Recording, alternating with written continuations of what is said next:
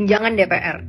Kita nggak mau lagi ada yang namanya politik-politik dan kebijakan-kebijakan yang cuma secuil memperbaiki apa yang diaspirasikan rakyat.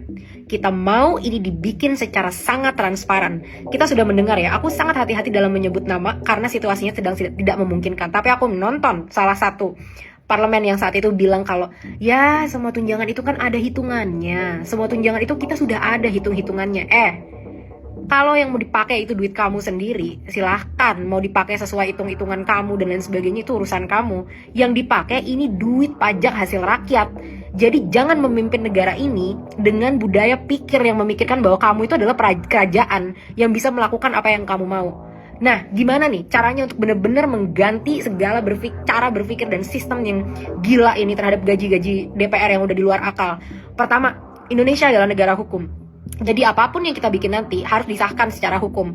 Kenapa? Karena mereka yang bikin hukum-hukum itu sendiri, teman-teman. Jadi dengan seenak-enaknya mereka bisa melegalkan segala sesuatu sesuai dengan hukum yang ada yang berpihak kepada mereka. Dan ini sudah menjauhi dari prinsip ya. Immanuel Kant pernah berkata dasar hukum adalah kemanusiaan dan keadilan. Jadi bukan kepentingan orang-orang yang pengen memperkaya dirinya sendiri. Dan nanti tunjangan-tunjangan ini harus disahkan di UU nomor 12 pasal 7 ayat 2, bahwa ini nanti dimulai dari DPR dan akan berpengaruh kepada segala ke-bawahnya, peraturannya, kementerian dan lain sebagainya. Semua harus berdasarkan keadilan kepada rakyat, anggaran-anggaran itu sendiri.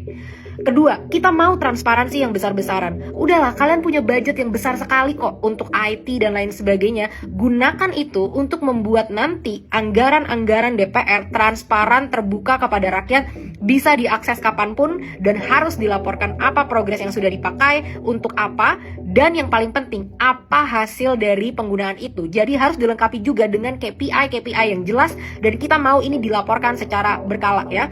Jadi udah nggak ada lagi tuh menjalankan sistem pemerintahan seperti kalian menjalankan monarki di kerajaan untuk memperkaya diri kalian sendiri. Ini bukan monarki, ini negara yang kedaulatannya ada di tangan rakyat.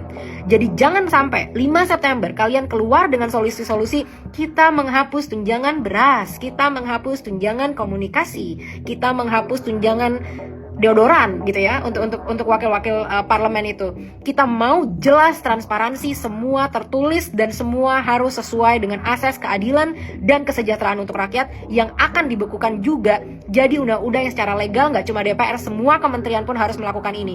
Karena yang praktek-praktek gila anggaran ini nggak cuma terjadi di DPR, teman-teman. Sama kok dengan Kementerian Keuangan misalkan yang tunjangannya bisa 300 kali lipat. Dan dulu katanya ini adalah dibuat untuk menghindari adanya praktek korupsi. Dengan logika yang sama, aku tanya, departemen apa yang paling korupsi? Yang korupsinya terbesar di Indonesia? Pajak. Bagian dari mana mereka? Jadi apakah valid logika kalian untuk mengatakan gaji besar menghentikan korupsi? Gaji besar tidak menghentikan korupsi. Moral yang mati, empati yang mati, ketidakadaan keberpihakan kepada rakyat, gila duit, gila hormat, itu semua yang melenggangkan korupsi. Duit seberapapun gak akan ada habisnya buat kalian. Karena kalian itu udah kaya luar biasa, tapi nggak pernah merasa puas, selalu ngerasa maruk dan mati hatinya karena masih mau mengeruk masyarakat yang miskin.